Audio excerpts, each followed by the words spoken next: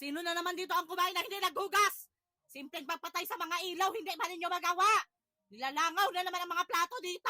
Anong oras na lang ang mga tao dito nakahilata pa? Mabubulok na lang yung mga binabad na damit sa kuwita, hindi pa malabhan. Tama yan. Ngayon lang kayo babangon kapag makaluto na tayo ng ulam. Hihintayin nyo na lang talaga na pagsilbihan kayo. Hirap na nga tayo mag-budget sa mga gastusin dito sa bahay. Ang mga kasama mo magpabigat pa sa'yo. Ang mga dumi sa mga pets sa labas. Ako pa ang magliligpit, paalaga-alaga kayo sa mga pets tapos hindi kayo marunong mag-asikaso. Ang mga lagayan dito sa tubig, nilulumot na. Saka lang kayo makaisip maglagay ng tubig sa rep kapag ka mauuhaw na kayo. Maghahanap ng malamig. Sige, wag pa kayo magsipagbangon dyan. Sisilaban ko talaga kayo. Wag nyo talaga ako subukan ngayong araw na ito. Lunes na Lunes talaga gagawan tayo ng kasalanan sa mga tao dito. Imbis na hindi tayo gusto magsermon pag Lunes. Kay magtuloy-tuloy na naman buong linggo ang sermon natin. Sa bagay, hindi man kayo maapektuhan kapag magsermon tayo. Baliwala man lang sa inyo.